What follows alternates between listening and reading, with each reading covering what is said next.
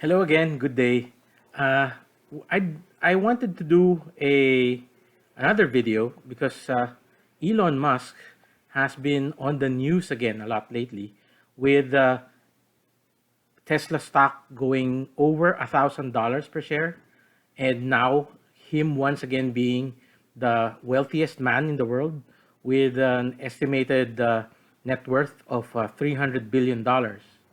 And then recently, there's this UN official who was working for the UN World Food Program that said that if Elon Musk just gave away 2% of his wealth, then which is approximately $6 billion, and that it would help solve world hunger.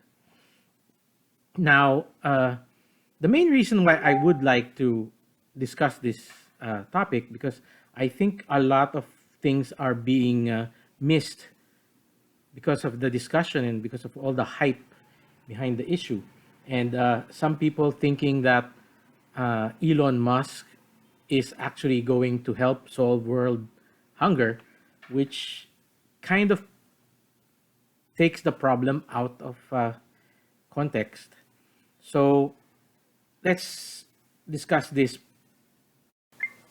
Firstly, I think one of the main conflicts with this issue is the people are comparing the problems of world hunger versus Elon's seeming obsession with spending his money on exploring Mars. Or in this case specifically, the main goal is to make humans be an interplanetary species. Now, personally, I do see that hunger and poverty are a much are is a much more current and urgent problem than trying to make humans be an interplanetary species. And while the geek inside me understands how important making humans an interplanetary species is for the long-term survival of the human race, we cannot ignore the problems of hunger, poverty, and inequality that we see here currently in our world. And this is indeed, I think, the crux of that argument. And it's not just about wealth, it's about where that wealth, where that money has to be put. And that really is the main concern here. And it's not about the amount, it's not about the 6 billion. It's about where these billionaires are putting their money to work. So, secondly, uh, there is this problem of I think why this issue came up is because of how people measure wealth and how people don't seem to understand how this wealth is measured. Uh, Most of these billionaires are really worth multiples of billions, but this isn't actually money that's lying around in some safe where they can swim in money. Is like Scrooge McDuck.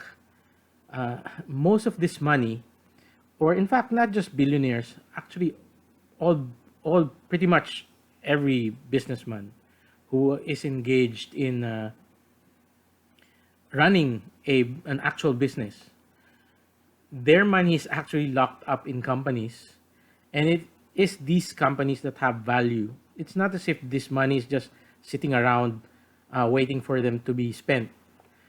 So, especially in the case of Elon Musk, I think his $300 billion valuation is way overblown.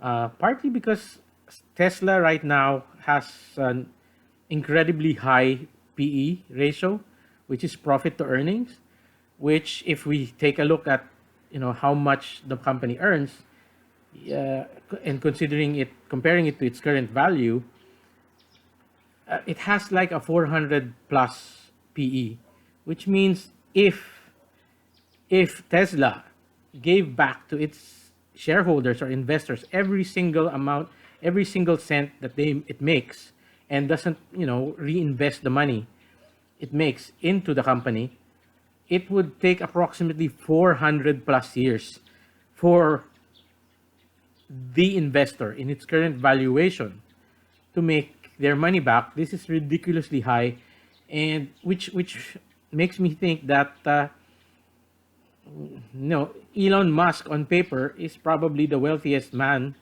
in the world, but it's not a realistic value.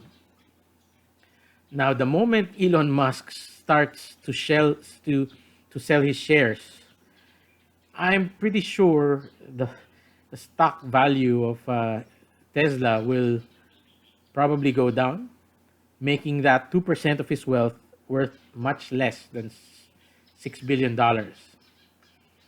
So there is that problem where when you say 2% of his net worth or estimated worth is going to solve world hunger. So there is that. And on another thing, the UN World Food Program actually has a budget of 8 point something billion, which is much higher than the 6 billion, the 2%, which is the 2% of Elon Musk's estimated wealth is. And they haven't solved world hunger. So I don't see how an additional 6 billion would immediately solve this problem. It certainly looks like a very small amount considering the gravity and the size of that problem.